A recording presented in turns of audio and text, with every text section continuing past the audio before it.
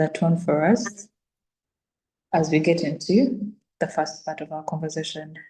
Mr. Jonathan Kayemba, you're welcome. The floor is yours. Thank you, Daniela. Let me hope I'm loud enough. Yes, Chair, you are.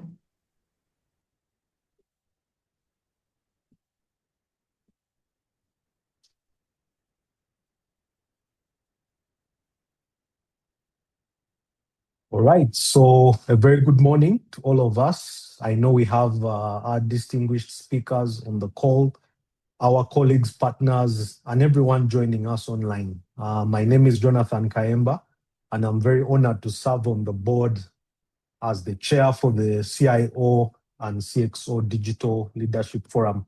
On behalf of the board and the secretariat, I warmly welcome us to this post-budget webinar on Uganda's financial year 2026-2027 national budget. And what we are mainly looking at are the implications for digital infrastructure and the ICT sector. So how does this impact digital infrastructure and the ICT sector? But before I even move deeper into my remarks, I would want to begin by really defining who we are as CIO-CxO. I normally get that question a lot, and I'm sure even people who are on this particular webinar are interested on what the CIO-CxO Leadership Forum is. In simplicity, the forum exists because technology is moving very fast and most institutions can't keep up anymore. So when it comes to leadership, whether it's digital leadership or conventional leadership, which is the CxOs, Chief Executive Officers, Chief Operating Officers, all these leaders are expected to make high stakes in decisions, but oftentimes they have to do this in isolation. So the forum is there such that policy can cease to be ambitious, but later transition into value. And that's why we exist. So why was the forum created? The forum was created to close this gap. We are not just another talking shop, but we are an entity that is providing a trusted space where decision makers can challenge assumptions, learn from one another, and our objective is turn policy, technology, and strategy into practical action. We are here to connect digital ambition with execution, as well as national priorities. That's why we have webinars like the one we have. And by doing this, we really can put the realities of different organizations and leaders at the forefront, such that we can aim for results. Now, moving on to why are we having this particular discussion? Why does the budget matter to us? I know for so many of us, we can exist and not continue with normal life, not really bothered what's in the budget, but today is one of those pivotal moments where I think we need to reflect, especially from a leadership point. So a national budget is not a remote technical document that should concern government alone, which sometimes is the case, but this is a statement of priorities which affect the environment in which all of us work.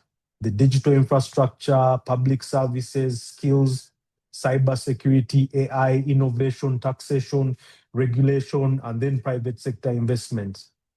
That's why we're having this discussion. So do we really need to be concerned? I think the answer is yes. Our priorities, when we set our priorities and investments are delayed or accelerated, regulations are shaped and implementation choices are made. These consequences are felt by every institution trying to digitize, every business trying to grow, every innovator trying to build, and every citizen depending on reliable services. So why we have these webinars like the one we are having is to put everything into context. Some of these discussions are not discussions we have at individual level. They might not even be discussions we have in our institutions. And yet these are pertinent to sometimes the growth that we want to see. Now, as I begin to wind down, in the year 2026-2027 budget, Uganda has allocated approximately 1.1 trillion. There are experts on the call who would confirm this, but this is a combined cluster for STI, which is science, technology, and innovation. Now, the concern there is ICT and the creative industries out of the entire national budget. of 84.3 trillion, we were only given roughly 1.35% of the national budget. Now, that also speaks into the young economy that we have and most of the things that we want to achieve. We always boast of the young economy, which is a digital economy, but also sometimes we need to understand, and hopefully by the time we are done with this conversation, we'll get better insight on why this is. Now, this is not for me to discuss. I'm sure they are ably, our panelists can ably do that for us. So what can we pick from these questions? These figures should not be treated simply as headlines. They should provoke serious conversations. What outcomes are we expecting? How will value be measured? What must be prioritized so that every shilling creates real digital public value? And how can private sector, development partners, and innovators complement public investment rather than wait on the sidelines? And I feel most of us, even the majority on the call, we are spectators, but how do we move this conversation such that we can have a contributory role? Now, a single webinar will not rewrite the budget, but an informed, coordinated, and evidence-based sector can influence how priorities are interpreted, how implementation is carried out, which reforms are considered, and what is placed on the agenda for the next budget cycle. So we are not saying that the solution for the webinar is that we are immediately going to influence what happens in the budget formation, but at least one thing that we can do, we can provide insight which is useful for the next planning year. Overall, over the next 2 hours, I'm sure with the different things that will be happening and all the areas that are scheduled to be covered, money, the policy signals for private sector participation and growth. So we are looking at different things in the upcoming sessions. We are looking at the money. We are looking at policy signals for private sector and its participation. We're also looking for tax and regulatory implications for ICT businesses. And also opportunities. We cannot miss out the opportunities for CIOs, technology firms, consultants, innovators, and then digital transformers, really. So as speakers, we're privileged to have a strong panel, which I will not get deep into. My colleague Daniela would support on that. But my call to action to everyone participating today, let's do more than listen. Let's consider what this budget means for our organizations, our institutions, but even cascade it down to our personal lives. We can also move the same to our clients, investments, and the people that we serve, asking practical questions, challenging us to be precise and looking for opportunities that can be converted into action. The true test of this session is not whether we have an interesting conversation. The true test is what is different after we leave. So the differentiator is what happened, what will be the outcome after we have left this session. Before this session ends, I hope each of us can identify one implication, take seriously, one action to take within our institution, and one relationship or collaboration that can move the work forward. At the CIO-CxO Digital Leadership Forum, we know people are tired of talk. We are tired of lectures and tired of platforms that do not create tangible value. So are we. Our commitment is to create a forum where participation leads to sharper decisions, stronger collaboration, better policy engagement, practical learning, and visible outcome. This is your invitation to move from being an attendee to becoming an active participant in the forum. So how you can associate and be part of the forum is by participation. When digital leaders grow, institutions grow. When institutions grow, economies and communities are strengthened. Thank you, and I wish us a very fruitful conversation. I'm going to hand over to Daniela to proceed with the agenda. Thank you very much. All right, thank you so much for that presentation and definition. To let the people on the call know who we are, CIO-CxO Digital Leadership Forum, but as well just lay foundation and context for as to why we're having this particular conversation today. ladies and gentlemen, as the chair has aptly put it, the speakers that we have available on the call today are going to allow us have the budget analysis from these particular four perspectives. One from the public digital value, from the financial and economic perspective, the private sector policy signal as well, and of course, the tax and regulatory environment considerations as regards to the budget that has been presented before us. With that, I will, of course, allow for our first speaker, Dr. Julius Biarhanga from the Private Sector Foundation, to come and give us his presentation as regards this particular budget analysis conversation. Dr. Julius, as you come on, you could introduce yourself, what you do, what entity you represent, and to what end is this particular presentation that you have prepared for us? To what impact is it to the budget that has been put before us and to the ecosystem at large? Dr. Julius, are you able to unmute? Yeah, thank you, Daniela. I hope you can hear me. Yes, Dr. Julius, we can ably hear you. Yes, thank you. I don't know why I need to introduce myself again. The fact that you had already introduced me. Nevertheless, I'm Julius Biarhanga. I work with Private Sector Foundation Uganda, where I work as Director Policy Research and Advocacy. I was asked by Gideon to talk about the private sector perspective and opportunities, but I will try obviously to tailor my presentation to the sector with which we are talking, which is the ICT sector, where we're trying to plug into key government priorities for in the budget. With that, I will largely speak about the opportunities, especially for the digital economy.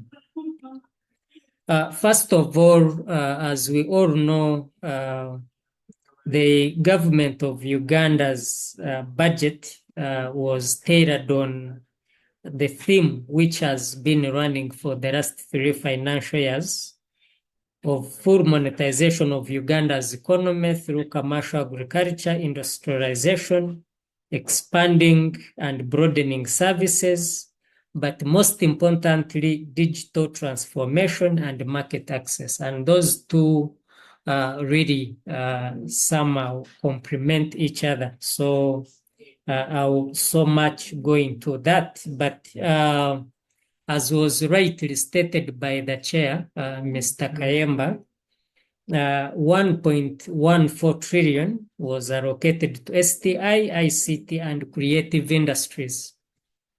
Now, the creative industries, ladies and gentlemen, has still been a gray area. A lot of resources have been allocated to that sector from the last financial year. Just a minute.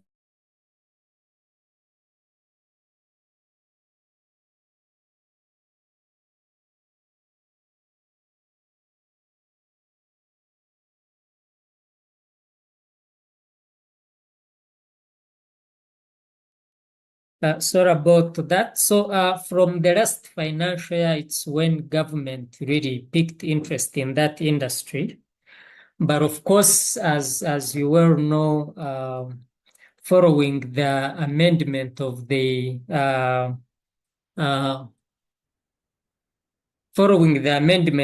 copyright law, there is a lot of opportunity there, especially for the ICT sector to facilitate, if I would use this word, the sanitization of the creative sector.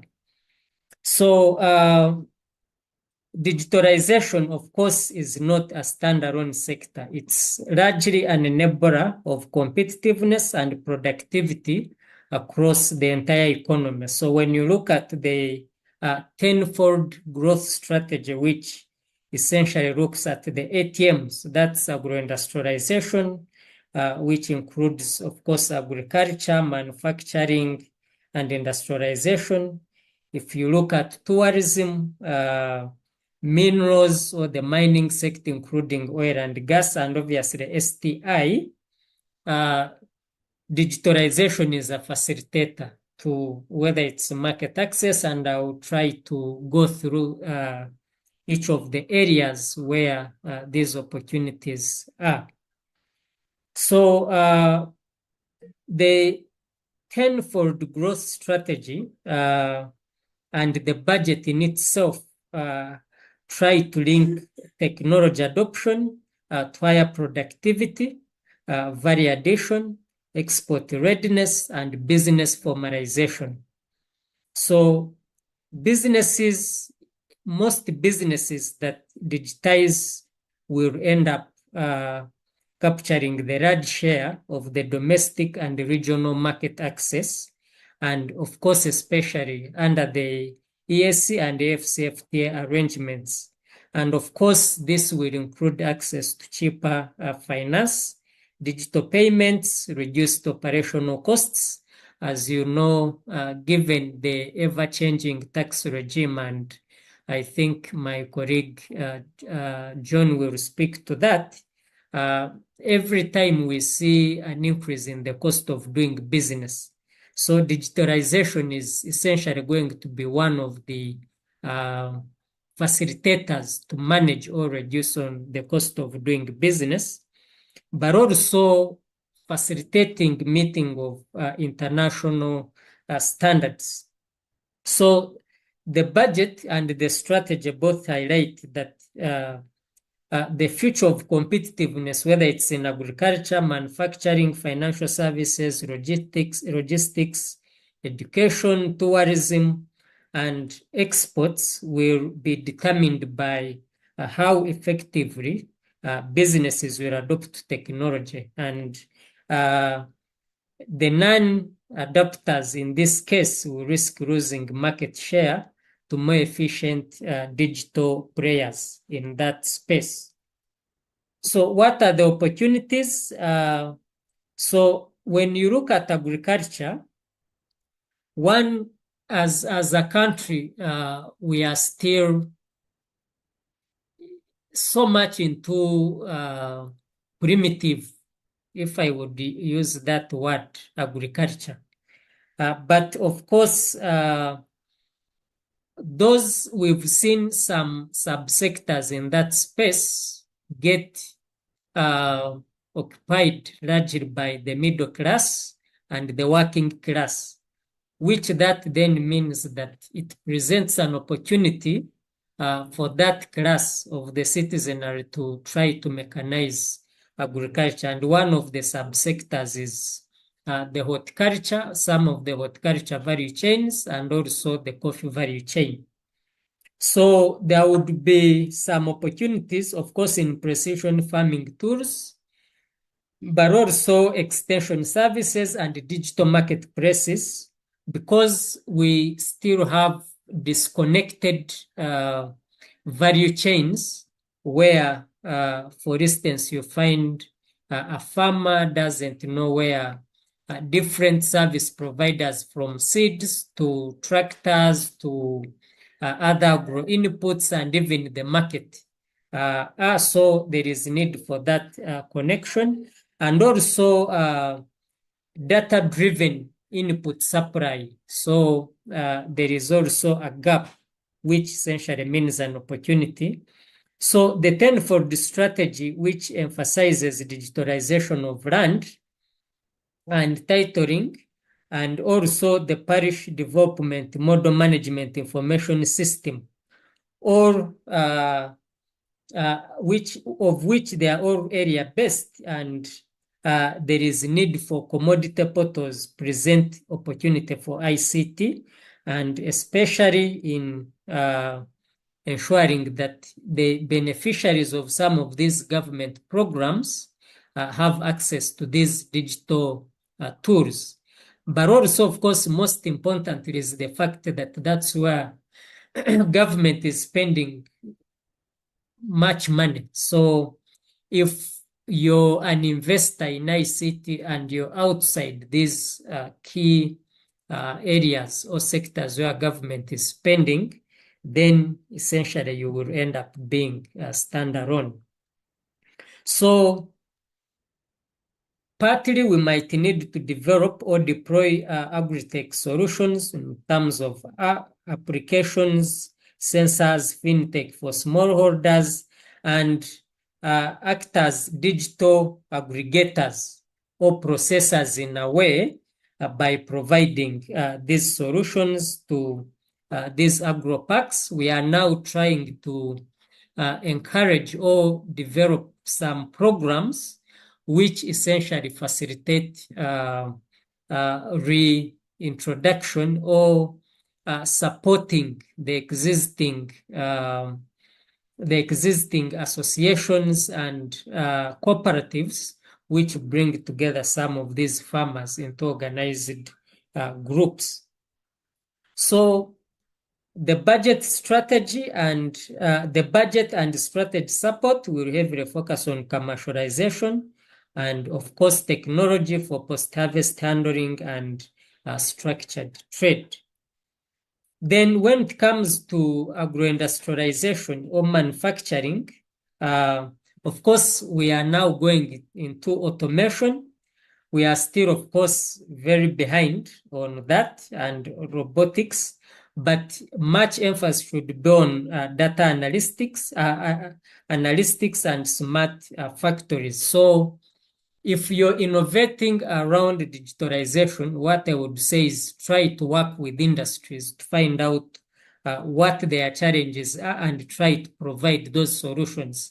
But if you work in isolation, then you will miss the connection, and at the end of the day, it will be hard to tap into those opportunities.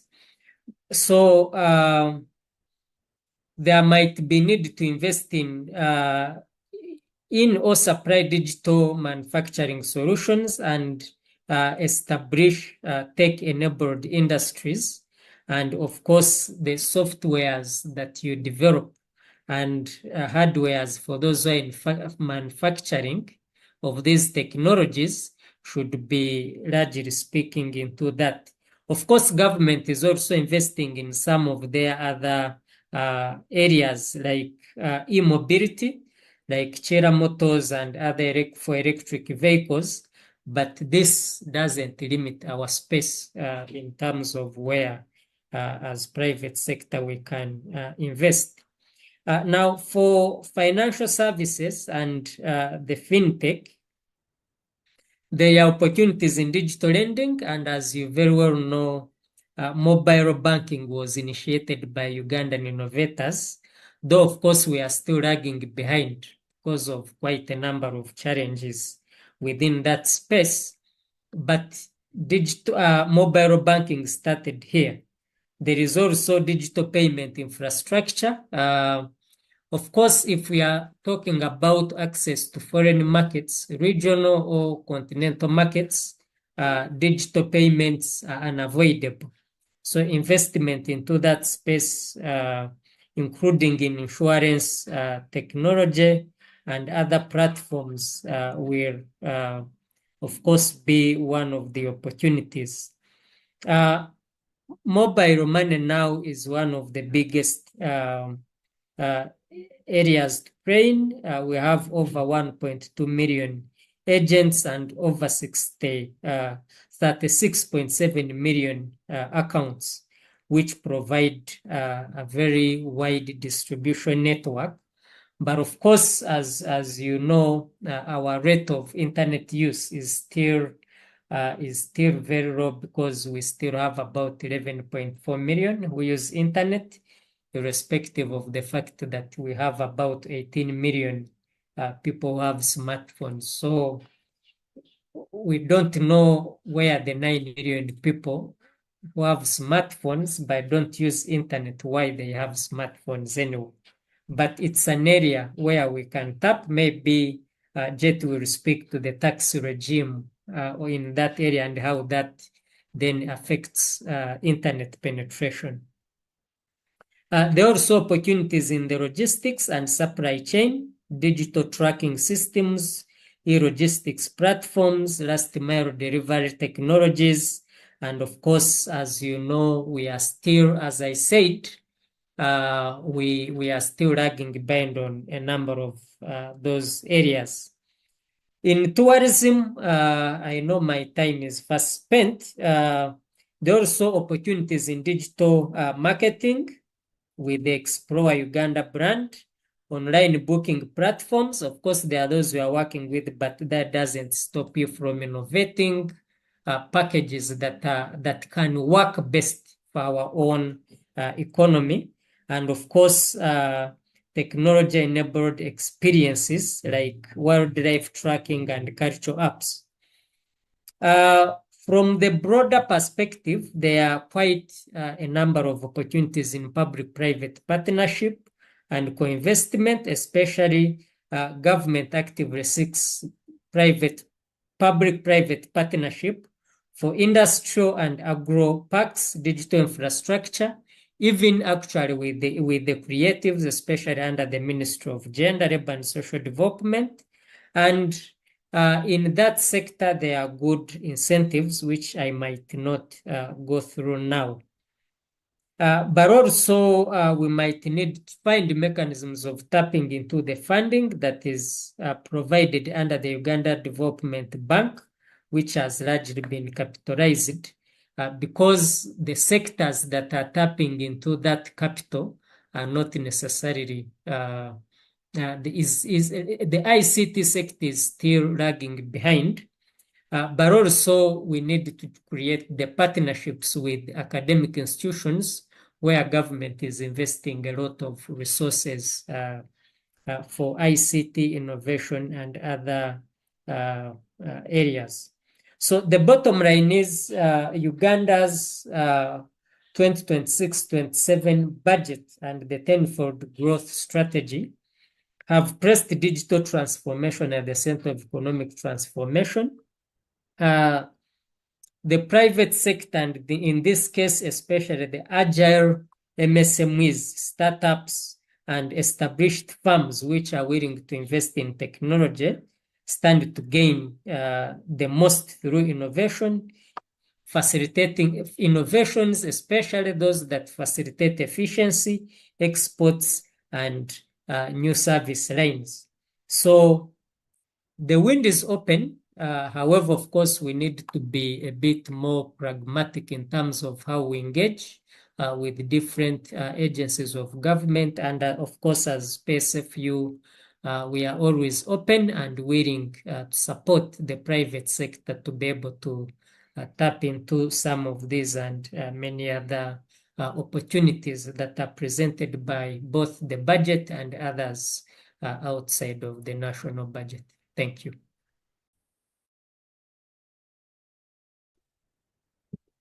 Thank you so much, Doctor, for that presentation.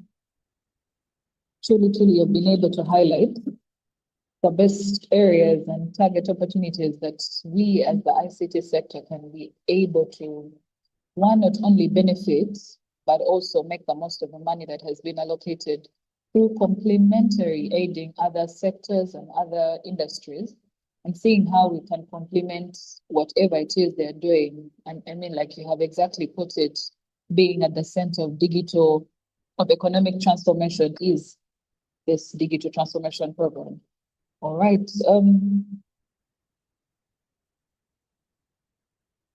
Okay, we have our next speaker that will be able to speak to how the budget allocation, in turn, really, how does this affect public digital value? It's also important to hear from the regulator and see how exactly this budget that has been read to us, to what extent does it have implications to the industry at large, but from a regulatory point of view. So, Ms. Gloria Twine, you are welcome. The floor is open to you. You have approximately 15 minutes. This will allow us to also take questions from the attendees, because it's also important that we are able to hear from them and for you to also to respond to some of the queries that they have come prepared for. Gloria, over to you. Thank you very much. Hope I'm loud and audible. Thanks for the opportunity to join you as you discuss what really affects us as a sector. Allow me to take off my audio so that I can sometimes of internet connectivity while we regulate internet and provide internet across government services. Some of these things we can't avoid. Thank you so much for the topic. Indeed, from the budget allocation of digital public value allocated this year to the digital transformation program.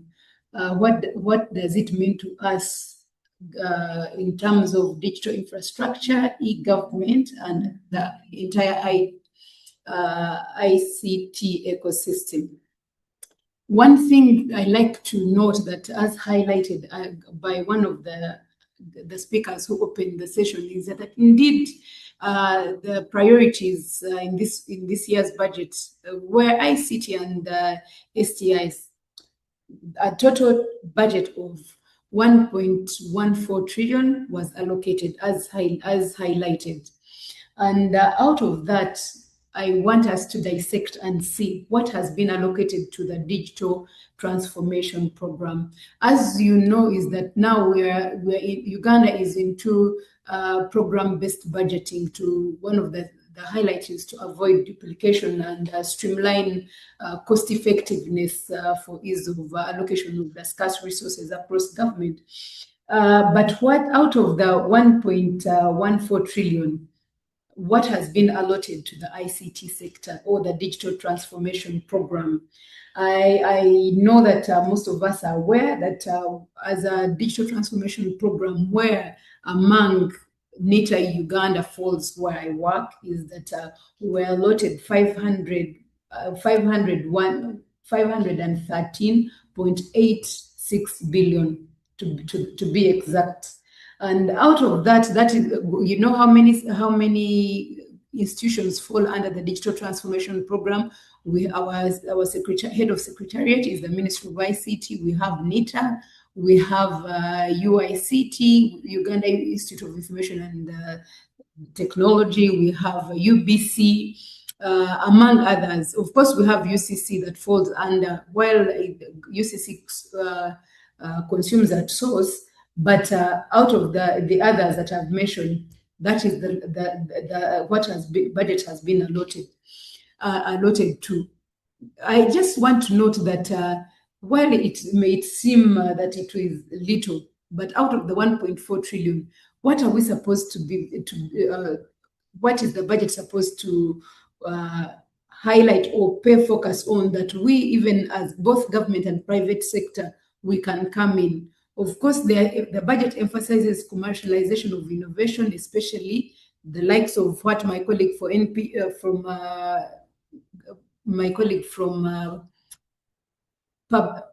I beg your pardon, Dr. Julius, you noted.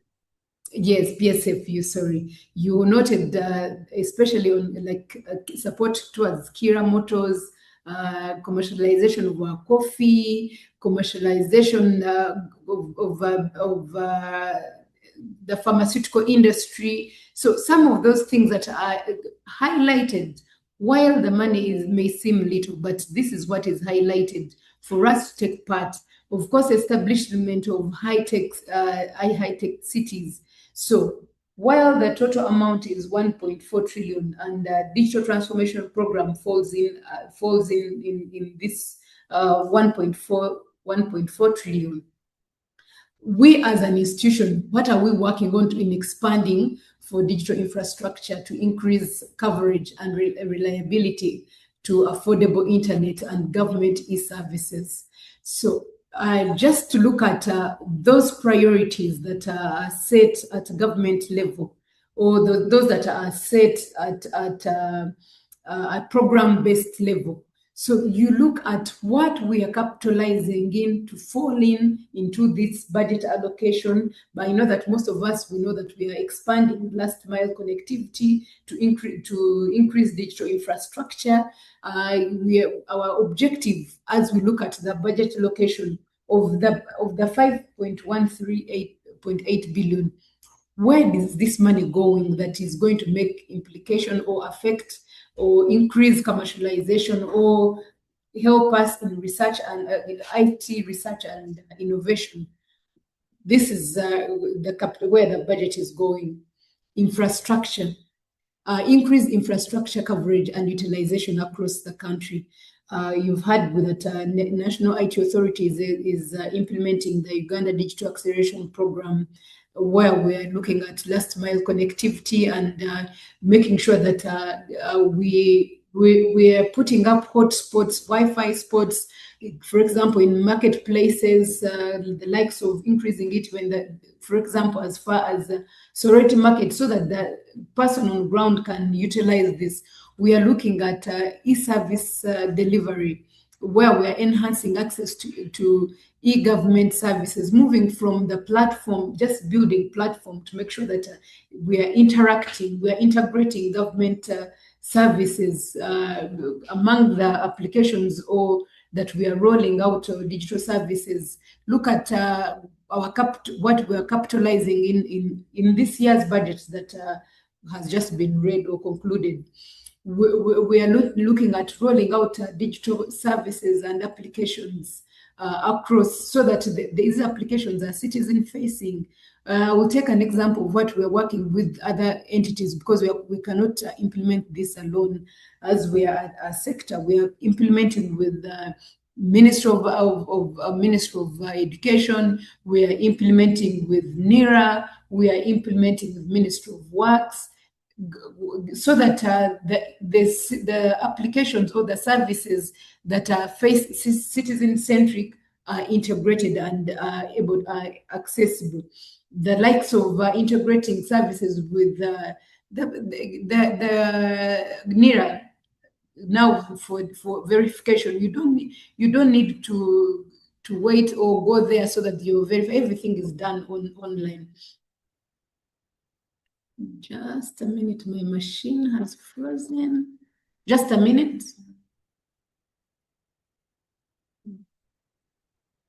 I will just continue until my machine has shut down.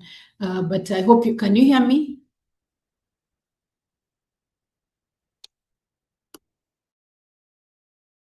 Yes, we can hear you. We can hear you. Yeah, Gloria, we can hear you.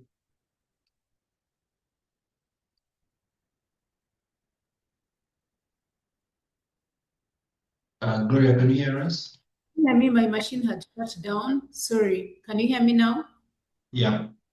Oh, okay. Sorry. I hope, I don't know where you lost me. I was looking at this year's focus on the budgets, the budget areas that we are focusing on. I was looking at the integration of government services, the likes of what we are working with under UG Hub.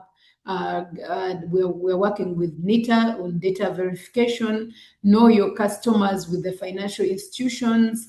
So, and also this year we are focusing the budget, the little budget that we're looking at, we are focusing on collaboration with other entities. For example, ICT, putting up the Center of Excellence to make sure that we have digital skills that can be utilized by citizens and people with disabilities, so that we can have an inclusive access to digital services. Those are some of the areas that we are capitalizing in as we implement this year's budget. Looking at what we're doing with other entities, where the budget is going, the little budget that we have been provided, the setup of collaboration with Ministry of Public Service on Service Uganda centers, for instance. All these are geared towards making sure that we have an inclusive adoption of e-government services across, and also we are strengthening BPOs and ITSs. What I can say, how can we come in as the private sector? We are looking at what we've been doing before is providing of internet services to the BPOs, but now it's beyond just provision of services. making sure that we work with the private sector, the innovation sector, to make sure that as we launch and move forward to during the last mile connectivity, you're developing solutions that are tackling or are addressing the challenges within the public sector. So yes, I note that budget at 1.4 trillion to government wide on ICT and the STI is could be seen as little going to the ICT sector or digital transformation program. But I would like to note that government is going out of its way to make sure that 80% of that goes to the ICTs across. So thank you very much. I will be available shortly for any Q&A. Over to you, Danielle. Thank you so much, Gloria, for that amazing presentation. Just before you go, it would be good if you could respond to this particular question, because in the moment, somebody in the chat says that my concern is how the UGX 1.4 trillion budget will be cascaded, from the national level down to the grassroots. Specifically, how will the small ICT startups be enabled to access the available resources and actively contribute to Uganda's digital transformation? Thank you very much for the question. Sorry, I'm in a series of different meetings, but I am happy to. You can provide my email after Daniela. You can provide my email to the participants today so that we can be able to actively answer these questions even away. 1.4 trillion, 1.140 trillion to the ICT sector. How is it trickling down? I mentioned that the various institutions that fall under the digital transformation program, and each and all those institutions have programs that are trickling down to the last. Okay, that's like the small and medium enterprise, or even the last person. So how is it trickling down? I will look at from the perspective of National IT Authority.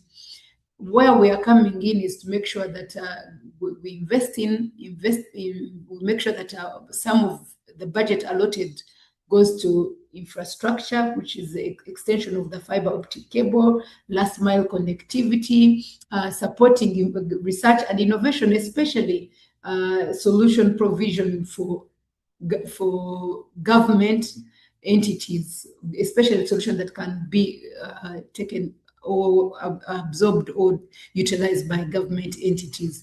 So we are working with even Minister of Tourism, but depending on what you're in, we're working with the tourism sector. The major one that you can come in is where we're working on making sure that we provide last mile connectivity. We are making sure that if you're into the innovation, how can we collaborate and work with you? What are the challenges that you're facing within there? So that is it internet connectivity? Is it solution provision? Because we provide ICT as a solution. What kind of solution do you need? We can look at areas of collaboration and make sure that we see how we can, what role we can play in your space to make sure that you realize the ease of government service provision across. If it doesn't answer you, please let's take it on and we discuss further to see how we can collaborate as we implement and deliver the digital strategy on the digital transformation agenda for the government. Thank you. All right. Thank you so much, Gloria. I think the person that asked the question was Steven's uncle. All right. Gloria and Miss Dr. Julius Berahanga, you've been able to lay a good foundation for this particular webinar, because if we are talking about, we're having a post-budget conversation and analysis, the questions that even Stephen, you're asking, I think that's what Doctor was able to speak about. And then he highlighted the various opportunities within which as the IT sector, we are able to benefit. So one would be, it would also be good to look out at exactly what you're creating. Is it complementary to the priorities that have been highlighted?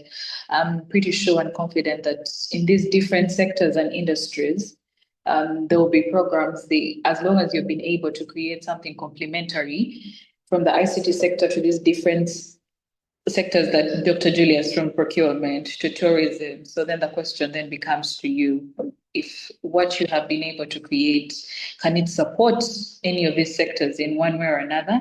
I'm confident that the support should be availed.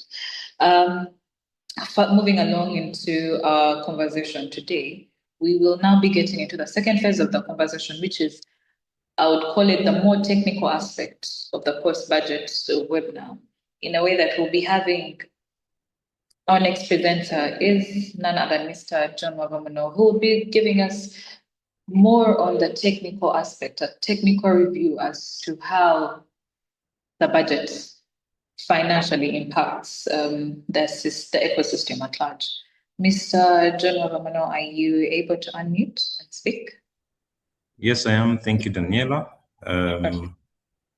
I'll share my screen as well. I have something to present. I hope that's okay with you. And also share my camera briefly to see who the team is speaking to, and then I'll jump into the presentation.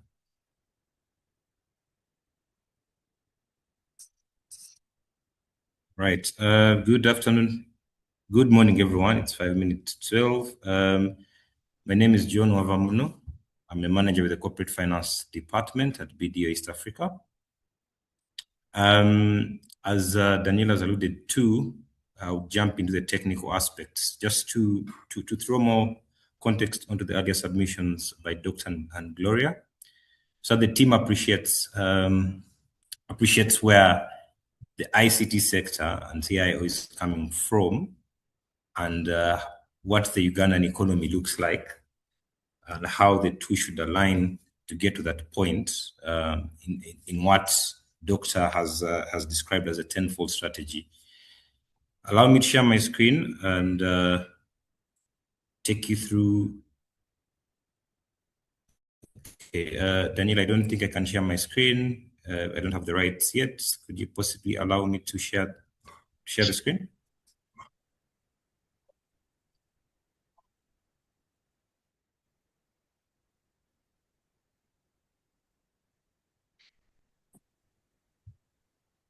Can we? Okay. I think you have access now. Okay, thank you. All righty. Okay, thank you.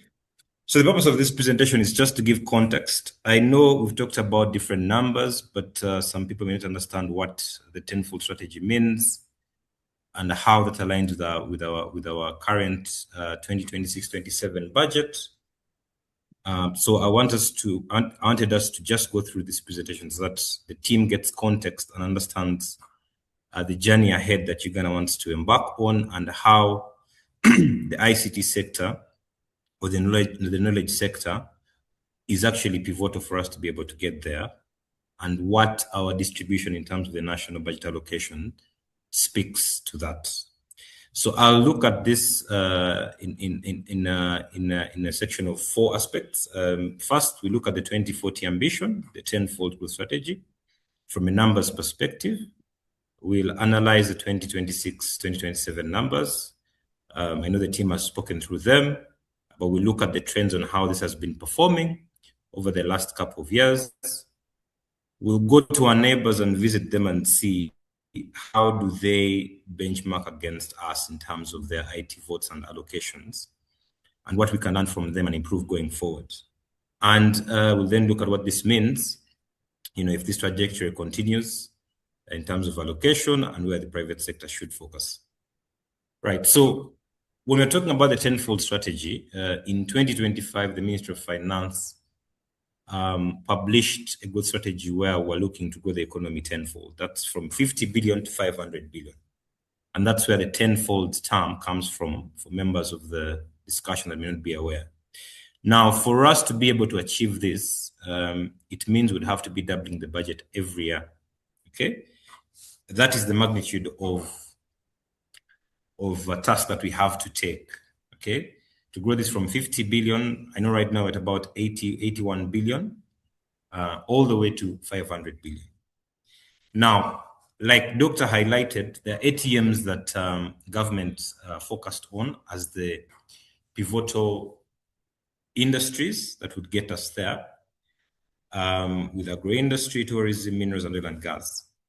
But for this particular discussion, the one industry I want us to focus on and consider is the knowledge economy, where the ICT sector sits. Now, of the 500 billion we expect to achieve in 2040, the knowledge industry is expected to contribute 136 billion. So I need us to understand the context, so that when we get into the numbers, we see some of the issues that we may need to look at as policymakers, as citizens, as government as a whole. And the reason it's contributing this significant number to the economy then is because it's a cross-cutting catalyst. Like the earlier speakers have said, all these industries would at some point recover some sort of innovation around technology.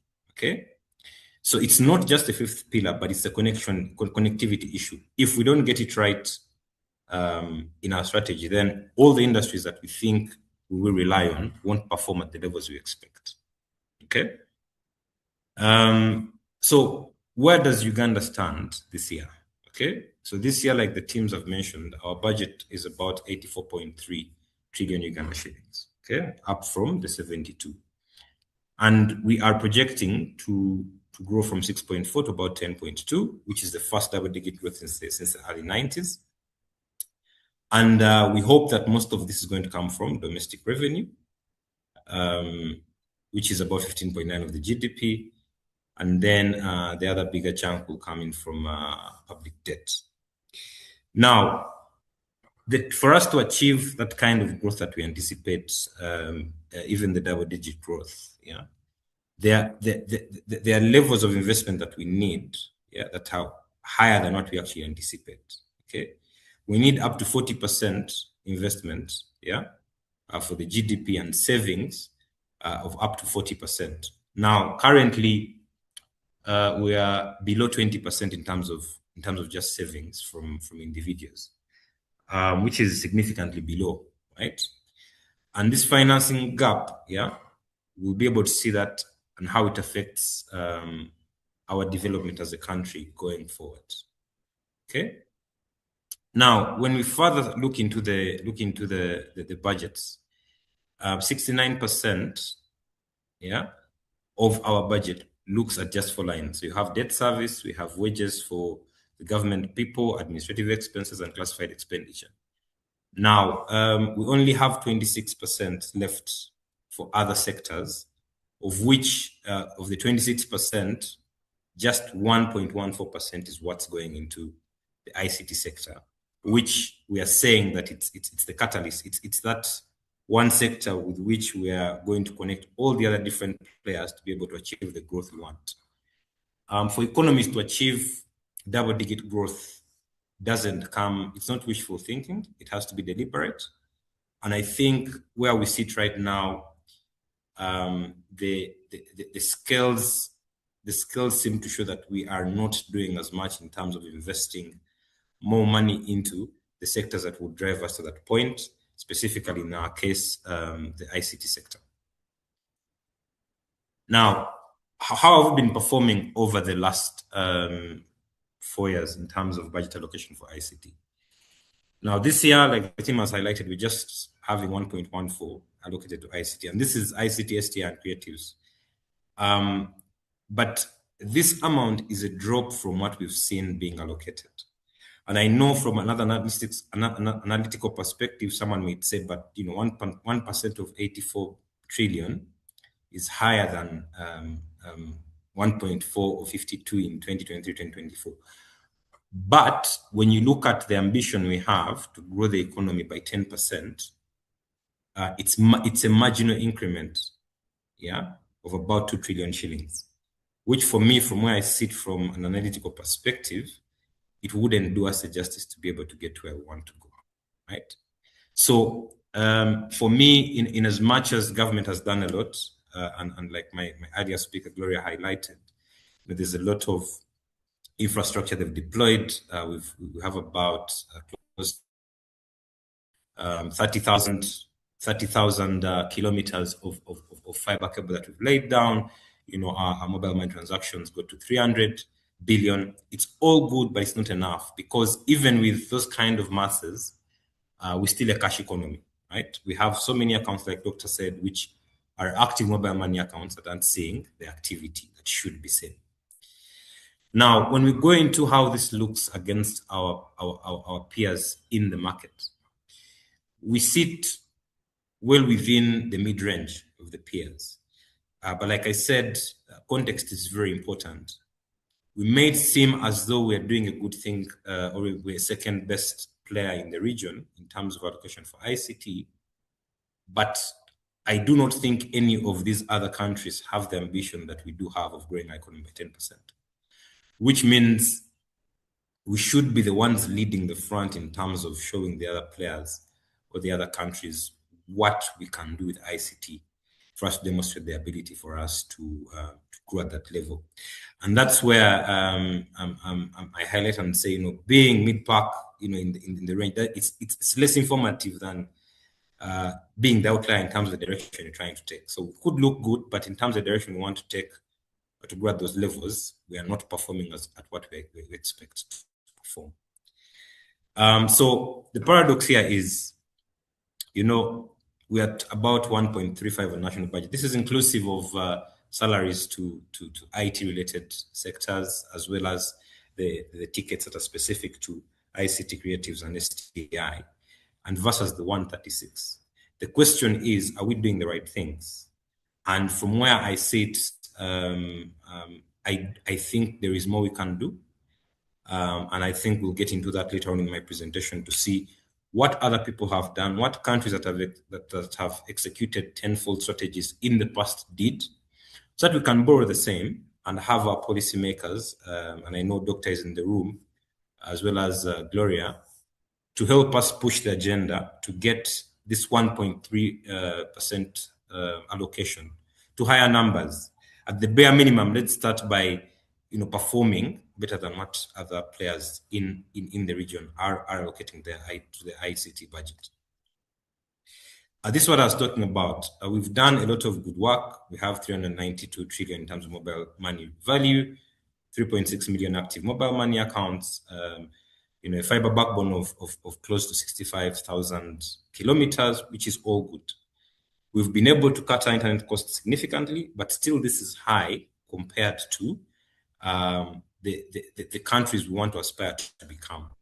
It means not everyone can afford the internet that they would need, for them to be able to leverage ICT or the platforms that ICT has.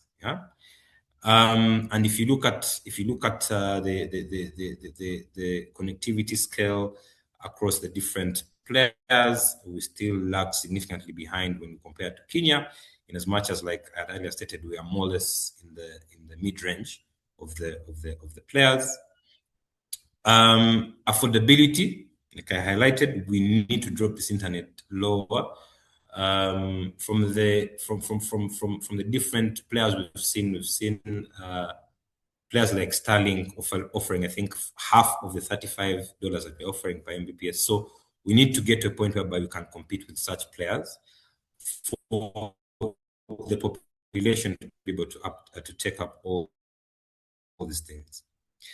In terms of digital finance, different providers of digital finance, but from a pricing perspective, if you're pricing these digital loans at 9% per month, that is very predatory, and that diverts from the agenda that you're trying to push of digital inclusion, access to finance and the like.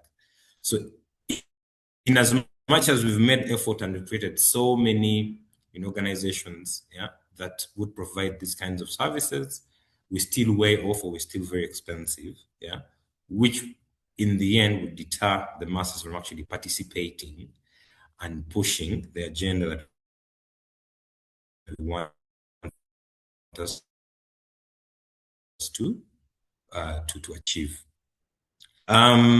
Execution agenda, we've talked about the 1.14 trillion. I think the speakers have talked about it, but from where we sit from a budget and planning perspective, in terms of the agenda BPOs the government is trying to push, institutions are trying to push, as well as the digital infrastructure.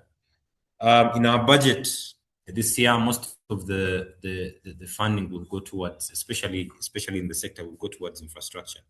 But have we considered the fact that even the ICT space in itself runs on infrastructure? So it's one thing for us to make the best applications. It's one thing for us to make the best telecom networks, but all those have underlying physical infrastructure that supports them. And I think as we push the agenda towards the physical infrastructure in terms of roads and bridges and power stations, we also need to consider and ask the question, are we focusing a lot on the infrastructure that would support or that would create a backbone on which the ICT industry is going to be able to grow and be the catalyst that we want it to be? I do not think that's the current case. With the agendas that the different institutions in IT are trying to push around adoption of AI, data centers and the like, all these have significant infrastructure constraints that if we do not address or if we do not focus on as we do our planning, we cannot be able to leverage the knowledge sector, the ICT sector specifically, to be able to propel us to what we need to do. And I think that's what we would need to focus on. Now, here we talk about how ICT in itself, and I think this is from where I sit, this is more from a theoretical perspective, but I know Doctor has elaborately expanded on this, okay? For us to be able to grow FDI and GDP by this double-digit growth, yeah, e-government credibility and digital infrastructure, should be standard. Okay, we should move away from the physical and the paper-based kind of transactions and push for an electronic system. And government has done an incredible job to their procurement systems, but a lot more can be done for us to be able to get to that. The other issue that we would be looking at in terms of the long-term projection of our economy is market capitalization, right? We want to grow this from 10% to about 100%. Now, if you're aware, there is no market in the world that runs on, that doesn't run on a digital platform, okay? This we've done, but we yet to achieve a point whereby, I can walk into the markets and buy and sell the shares as easily as what the people in the American economy or the Western economies can do. And that's for us to be able to capitalize our market to those levels. That's the kind of level we need to get at. Okay. We've seen a lot come through from the financial institutions, lots of automation, but there is more that can be done in other sectors, especially in the capital markets. Because if we open up the capital market, it means we'll be able to get capital inflows from all over the world easily, yeah, into our economy. Private sector credit, this is what I highlighted earlier. We want to grow this to about 100% from 11. However, the rates that we're seeing are very predatory, for lack of a better word. Yeah, and I think it's something also that we need to consider as we push towards this. So this, I think, will keep coming out. We can't name IT as a catalyst and fund it up to just 1.3% of the national budget. I believe, for me, for lack of a better word, it's a joke, and it's something which we as the policymakers, we as the consultants, we as the citizens should push towards, to see that we get to a level whereby we can confidently state that ICT will get us to where we want to be. So what are the three high agency fiscal risk flags, right? So the connectivity backbone, a reduction in the vote that you get ideally would affect what NITA can do to expand the backbone. And the risk is, you'd have higher outage risks, you'd have slower onboarding of service units because now, a local government in District X doesn't have necessary infrastructure to use to be able to execute their mandate. So that's something we need to look out for. It could be one of the things that we might suffer during the next 12 months. We are looking. We anticipate that there'll be a sharp cut in terms of the external infrastructure envelope. So it'll be stalled upgrades on the system, deferred maintenance here and there because we're trying to fit in within the 1.14 allocation, which would also negatively impact what we want to achieve. And the last risk that we would note is cybersecurity is increasingly a focus area from an ICT space, and there's a likelihood of incidents happening, right? And also a likelihood that the masses won't have trust in the digital systems that we have. So we are yet to see how this will play out. I know Gloria has highlighted how the different government entities plan to execute with the envelope that they've been given. But I believe as we go into the next 12 months, we need to look at these three critical areas because they are high risk areas that could negatively impact the progress that we've seen government achieve. Now, it wouldn't be right for me to not benchmark what we want to do against what other people have done. So growing your economy by 10% isn't new. We've seen countries do it across the world. The youngest being Singapore, and they've done certain things, especially in the IT space, that have enabled them get there, right? From Singapore, we saw a lot of institutional credibility first, and then there was a lot of digitization of government and predictability in policy, right? And all this, once you get it right, then the capital comes in. From my field of expertise, we've seen a lot of capital stuck in Kenya that supports digital infrastructure, ICT sectors, and this is because the policies there are more favorable, and that's why the predictability of policy would be able to help us unlock some of that capital. But that capital won't come if they're not sure of the policies or they're not comfortable with the policies that we have in Uganda. Right. If we look at countries like South Korea, they adopted a system whereby the financing was based on performance, right? If you have 3 or 4 agenda items that you want to focus on, why don't we focus our vote allocation to those sectors where we're seeing progress? So if BPO is a sector we see has achieved a lot and there's a lot to be achieved, then give them a bigger resource envelope. And then China, of course, we all know the leaps that China has made in terms of technology, be it in the technology to support the EV infrastructure that the team was alluding to, as well as just their financial ecosystem. Just so you know, if you're to transact in China, one app gets you to do everything from banking to ordering your food, to ordering your hotel, to ordering your transportation. And this came through also through a lot of policy that was pushed, for the country to be able to achieve that. If we look at countries like Vietnam, in as much as they're very strong in export zones and special economic zones, they tied a lot of this to technology transfer, right? And that's the opportunity that Doctor was alluding to, that we need to build the skill set or leverage on some of those things for us to be able to leapfrog to the next level.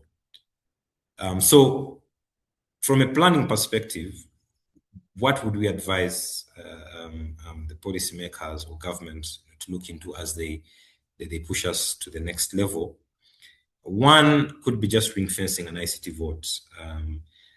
How do we ensure that at the bare minimum there is a fixed percentage that goes to ICT, and we don't see cases whereby we have a decline, over the next couple of years, and yet our promise or our strategy is that this is the backbone, this is the catalyst for all the nice things that we want to do.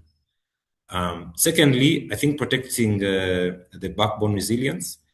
We can't do much if the physical infrastructure is not set up. Okay, and this would call on private sector co-investment. Dr. hinted on this during this presentation, because we can only achieve this through, both private sector and government sector working together. Building digital FDI investment cases. How to translate e-government credibility gaps into investor-ready matrices, right? How do we, sell all these things that we want to implement at a government level, such that investors or private players can buy in, okay, and invest, and then link ICT budgets to performance milestones. This is what I was explaining earlier on what South Korea did. Can we, for those that are showing progress, can we encourage them and push them to get the levels we want them to get as we grow the more younger sectors? And then this is very critical, especially for the infrastructure side of things. Still highlighted by the earlier speakers. How do we launch structured public-private partnerships, but in the digital space? It's good that we've seen government coming out to undertake PPP projects through the roads, through accommodation projects that they're undertaking for the different government universities. But can we also see the same coming through for the digital space? Okay, can we see the next data centers, coming through PPPs for government? Okay, because that would solve some of the backbone issues that we're speaking into. It would help us address some of those things. So thank you, Tim, for the time that you've given me. I hope I've done you justice. Feel free to ask any questions, and we'll be here to support. Thank you, and over to you, the moderator. Thank you so much, Jen, for such an elaborate practical presentation. I think it's really important that we've also been able to hear about what this number actually, what its practical implications are to the system at large. And I think you've been able to bring that out very much and very clearly. So thank you so much, John. I would like to take this opportunity to invite your colleague, John Jett, to just also maybe paint a picture for us about what the taxman has to say as regards when it comes to this particular budget allocation for the industry. John, are you able to unmute? Yes, Daniela. Let me share my screen.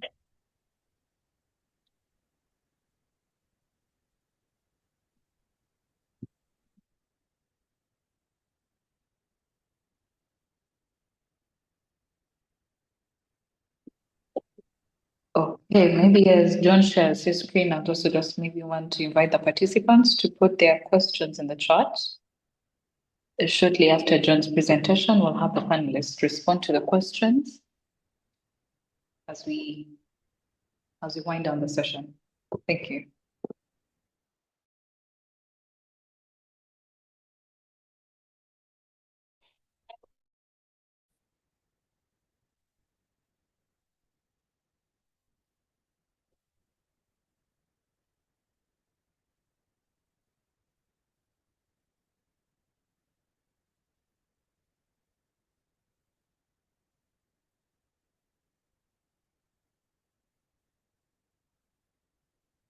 Daniela, confirm if you can see my screen.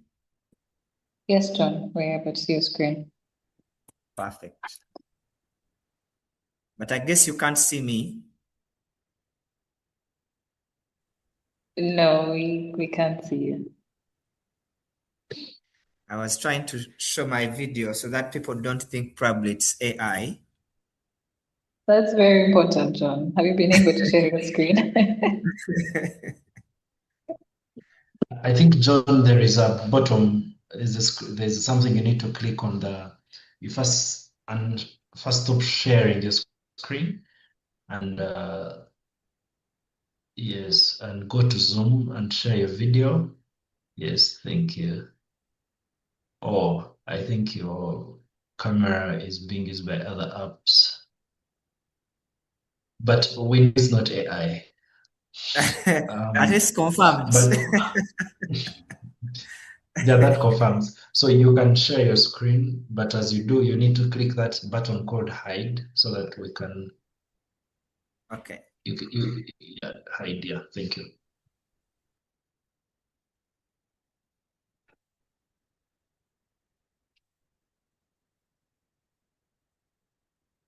You can see my screen?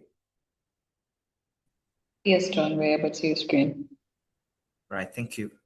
Good afternoon, everybody. And thank you for the opportunity to have this conversation at a point when so much is going on in the country in terms of the expectations of the taxman from each one of us. So the question, this particular session is asking the question, if the ICT budget allocation is contracting, is the tax regime compensating for that contraction or compounding it? That's a question that at the end of this session, each one of us should be able to answer. I will not answer it, but I'll provide information that you can be able to reach a conclusion as to whether the tax regime is compounding the budget allocation problem or there's a compensation for it. First, I'll focus on highlighting some of the key changes that have happened this financial year, and these changes are going to be effective 1st July 2026. From the bills that were submitted to Parliament, there were 7 pieces of legislation that were amended, and in total, there were 50 plus proposed changes. And out of those proposed changes by the Ministry of Finance, Parliament passed 46. And there were some rejections, which we will see, that are relevant. And for purposes of this discussion, it is important to note that the Income Tax Amendment Act, which was passed by Parliament, has not yet been signed by the President into law. So what is not yet clear is whether the President is taking it back to Parliament to make certain changes, or the President is going to sign it as well. But what we are going to share is in the amendments that were passed under the Income Tax Amendment by Parliament, what are those that are relevant to the ICT sector? And under the VAT amendments, this was passed by Parliament and was signed by the President into law. So effective 1st July, we already have a signed position from the President. Excise duty. Excise duty was passed by Parliament, but the President has also not yet signed. There are some issues that some stakeholders wanted to be addressed. What is not yet clear as of now is whether the President is going to sign it as is or is sending it to Parliament for revision. Then there is the Stamp Duty Amendment Act. This was passed by Parliament and signed by the President. The other legislation is the External Trade Amendment Act. This was signed by the President. The Tax Procedures Code Amendment Act. This was signed by the President. Lotteries and Gaming, signed by the President. The Traffic and Road Safety Amendment Bill, which was presented by the Minister of Finance, it was later withdrawn. So for purposes of this discussion, we are going to focus on what are those changes that impact or have an impact on the ICT sector. And from those amendments, we also look at what are some of the other outstanding pain points or opportunities in the ICT sector that members need to take note of as we move forward. First, we'll start with the Income Tax Amendment. Within the Income Tax Amendment Act that was passed by Parliament, yet to be signed by the President, one key area that is very pertinent to the ICT sector is the reclassification of software being classified as royalties. Under the old law, this wasn't the case. So Parliament passed this particular rule to say that whenever you have software, by definition, software will be classified as a royalty. And what that means is the withholding tax when you're paying a non-resident person for software, you have to withhold 15%, subject to any reduced withholding tax rates under an applicable double taxation treaty. And this means that in most of these vendors or suppliers of this software, they require that you, the purchaser, you take the burden of any taxes imposed by your country. So by implication, this means that the ICT sector, whenever it purchases software from another country, you're going to bear an additional 15% withholding tax as an additional cost for you. And the law is being amended to make it clear that whereas on one hand we have digital services tax, which is taxed at 5%, when it comes to software, you cannot classify software as digital service. And therefore, you cannot apply the 5% lower rate to software. The standard rate of 15 will apply subject to double taxation tax treaty rates. The other amendment is the withholding tax on interest paid to foreign financial institutions. The ICT sector needs capital, needs financing. So when you get financing from outside the country, from a financial institution or a bank, usually such institutions give loans that have better terms compared to local funding available. And under the old law, that interest you would pay was exempted from withholding tax. However, effective 1st July 2026, a 5% withholding tax will apply, which means that even for these lenders, in their lending terms, they usually include a clause that if there's any withholding applicable in your country, then you'll bear that tax. Again, this increases the cost of financing. The other area of change under income tax is the clarity on interest limitation rules and EBITDA computation. So for players or ICT players who are part of a group, there's an issue under Section 25 of the Income Tax Act, which requires that you cannot claim beyond 30% of your tax EBITDA on your interest expense. So the lack of clarity around how do you treat brought forward losses, how do you deal with dormant companies, and this has been an issue of tax litigation at the Tax Appeals Tribunal and the High Court. A number of cases have been pronounced.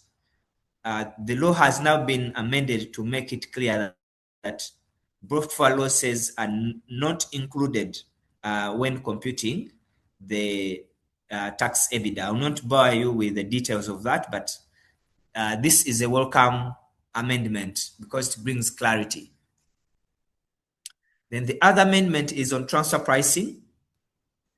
For entities that have related party transactions, whether locally or outside Uganda, there is a new rule which has been introduced in the Income Tax Act to make it specifically clear that whenever you have related party transaction, at that point, you need to have documentation which proves that your transaction has been conducted at arm's length.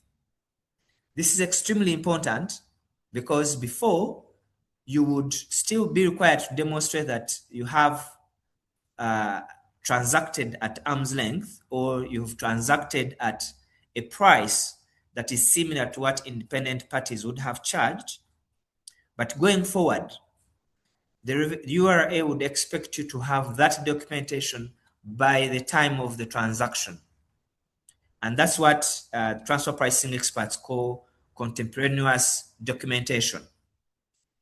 And that means that for entities that have related party transactions, you need to look at how you've been documenting your transactions and check whether you'll be compliant with this new rule so that you are not caught off guard in case the taxman knocks on your door. The other change is on pay as you earn, where the threshold, the tax-free threshold was increased from 235,000 to 335,000 shillings. That means a little relief for employees, meaning that their take home is slightly going to increase. And the tax bands have changed accordingly, as you can see on the screen on my right. To note is that this particular amendment has come in to address the increased cost of living arising from inflation. These particular rates were last revised on 1st July 2012.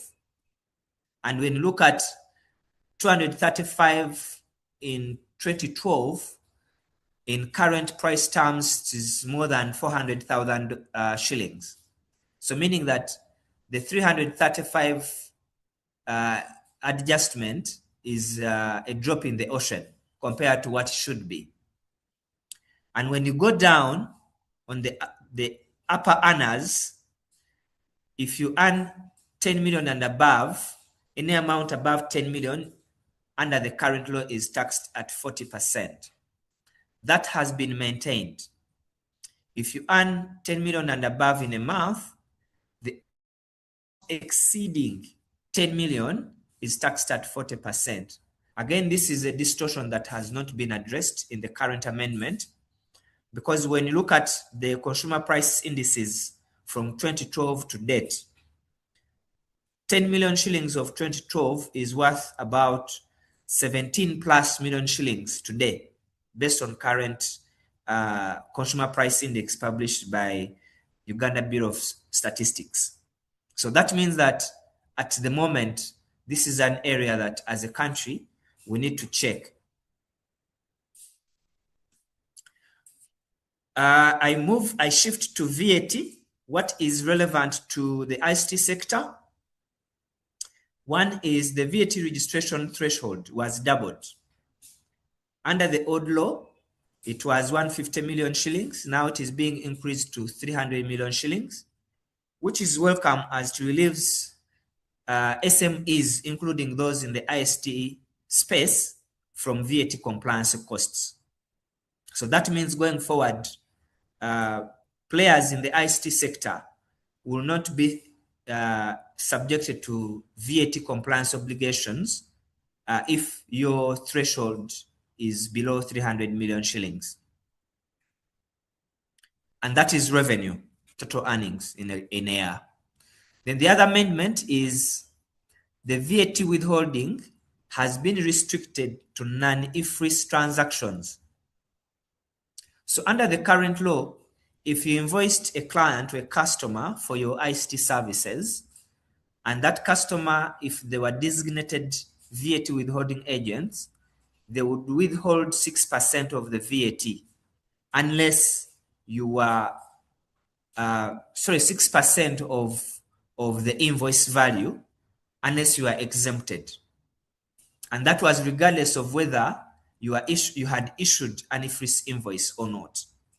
And that was unfair, as it was affecting the cash flows of especially SMEs. So the amendment has made it clear that going forward, the VAT withholding will not apply where you have issued an IFRS invoice or receipt,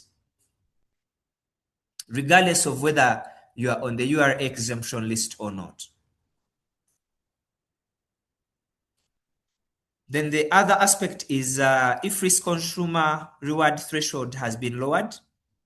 Under the current law, if you're not VAT registered and you are making purchases worth 5 million in 30 consecutive months, you'd be entitled to a reward of 5% of the VAT you have incurred. And that threshold is being increased from 5 million to 2 million shillings. So meaning that if you make investments in, say, equipment, and you're not VAT registered, then if you meet the threshold of 2 million, you might be eligible to claim a cash refund from URA. The other amendment which had been proposed by the Minister of Finance and URA was to disallow input tax when you import software through customs. Because when you import software through customs, you pay one of the taxes you pay is VAT, and you would be able to claim that VAT if you are VAT registered. So Minister of Finance and URA had proposed to Parliament that VAT you pay on software, you should not be eligible to claim it even if you're VAT registered. Fortunately, Parliament rejected this particular proposal, so it's not part of the VAT Amendment Act. The other tax area that is relevant to the ICT sector is the Tax Procedures Code Amendment Act, where there has been an extension of the tax amnesty in relation to interest and penalties outstanding as at 30th June 2025. It will be waived provided the principal tax is paid by 30th June 2027. So this one is separate from the waiver of taxes outstanding as at June 2024, which expires 30th June today. So this is more of an extension. Then that means that you need to utilize this particular waiver in the next financial year, which starts tomorrow. Then all tax areas, including principal, interest, penalties, as at 30th June 2016, were written off. This was passed by Parliament and signed off by the President, and it is intended to support businesses that have challenges with arrears, especially with their tax ledgers. So you need to check in your tax ledgers with URA if you have any outstanding taxes, including principal, relating to the period up to June 2016, so that URA would waive it. Then the other amendment is IFRS non-compliance penalty. It will be double the tax due or 200,000 shillings, whichever is higher. So if you're required to issue IFRS, be informed that the threshold for compliance has increased. Briefly, this is not for ICT, but just to give you an idea of some of the things that are likely to affect your costs or inputs or your expenses or cost of doing business. I'll not focus on the imported spirit.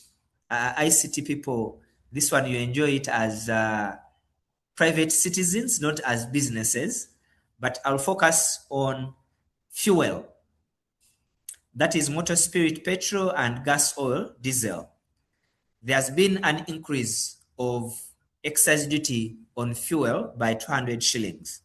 So effective tomorrow, expect to see an increase in the price of fuel because of this tax.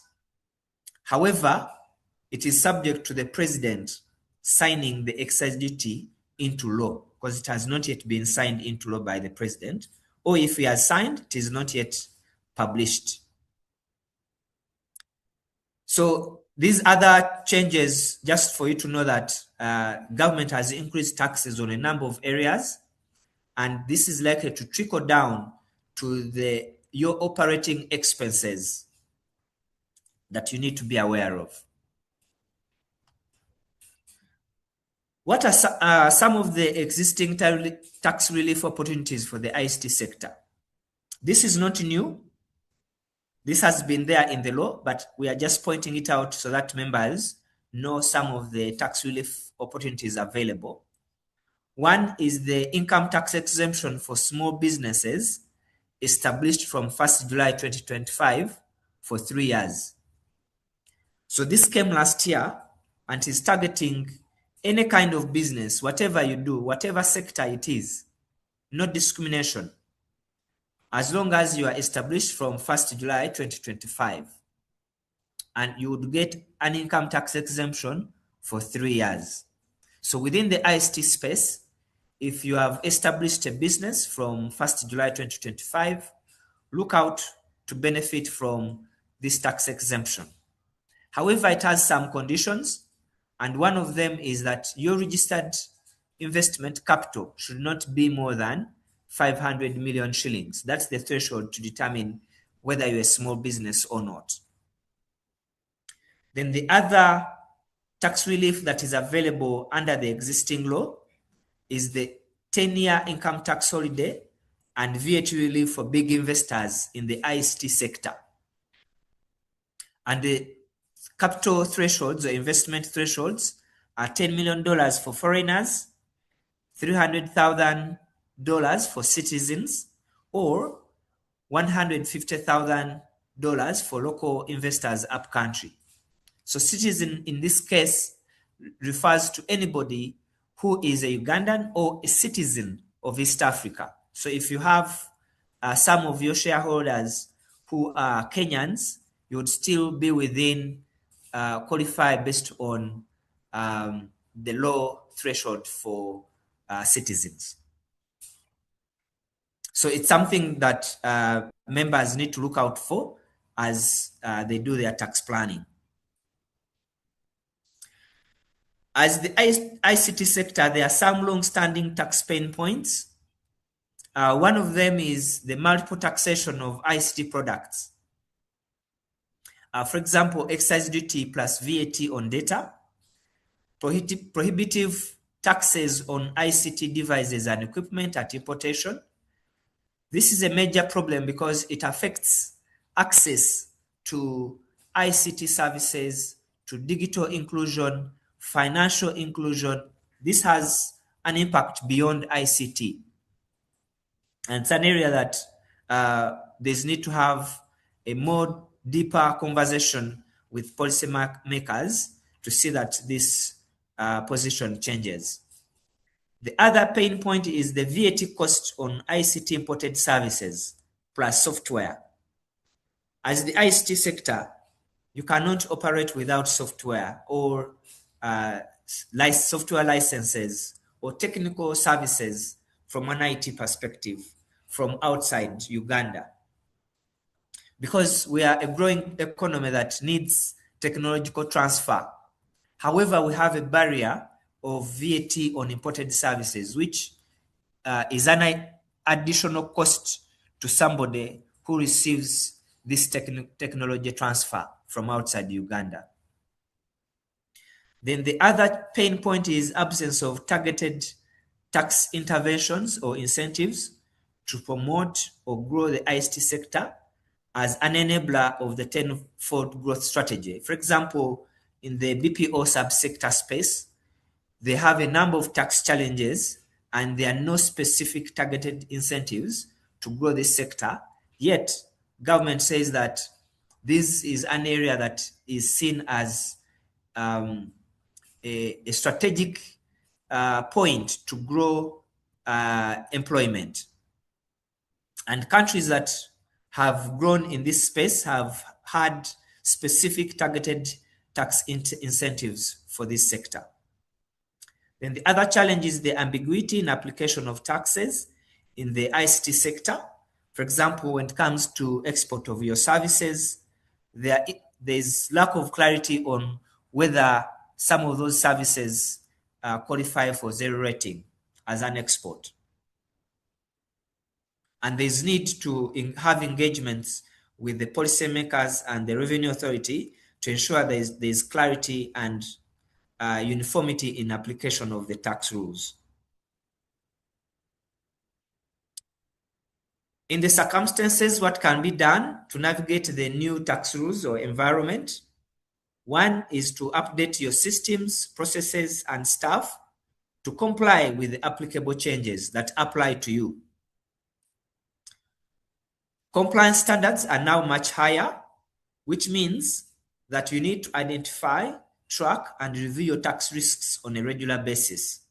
Because as you might have noted by now, the URA is extremely aggressive, and when they find you when you are not prepared, like they say, you cry premium tears. So, and we don't want our ICT members to cry premium tears.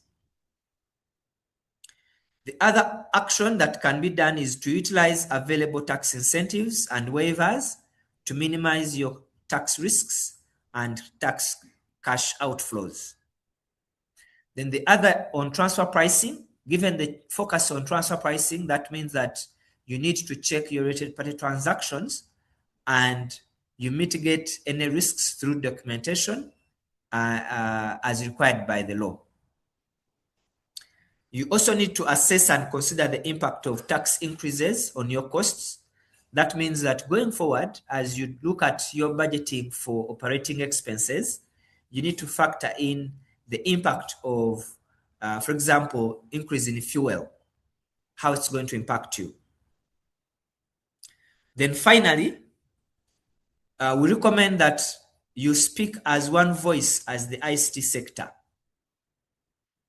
You compile researched ICT position for submission and discussion with policymakers, because policymakers don't listen to complaints, they listen to researched positions. And they also listen to one voice of a sector compared to individuals complaining under the corridors. Asante sana, thank you very much. I welcome any questions. Back to you, Daniela. All right. Thank you so much, Jed, for that practical presentation. Indeed, some of the amendments truly are just a drop in the ocean, but nonetheless, we'll take what we can get for now. Do we have any direct questions? I think we can now open up the floor for the Q&A. I see some questions in the chat. Some questions will be answered directly by the rest of the panelists. But if there are any direct questions, especially drawing from the second part of the conversation, which was the financial practical aspects from John, but they're both called John, from Jet and John, they'll be glad to respond to them in this moment. We have just a few minutes to close. Do we have any questions?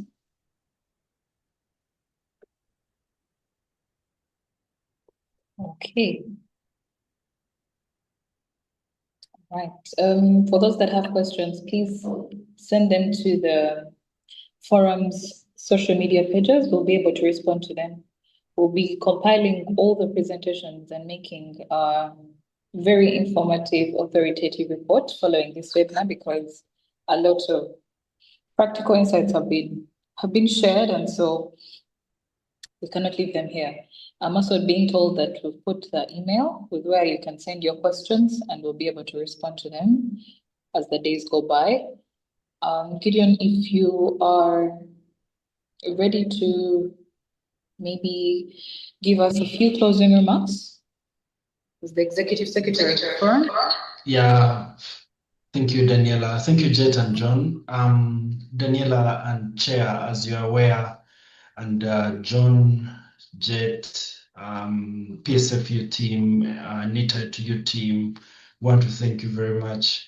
I want to thank our regulator very much for participating in this. Members, we've been compiling a position paper on the prioritization of the ICT sector budget, and we are realizing that if we want to steer NDP for growth, there is need to have a conversation on budget allocation. Those that know in the corridors is that maybe our budget is being cut every now and then. Yes, we've hit the 1 trillion mark, which we've never hit. Other years, we usually get a budget allocation of 700 million as the entire ICT sector. Last year, we got around 800 million as the entire ICT sector. And we have a position paper that we seek input of you all to participate in.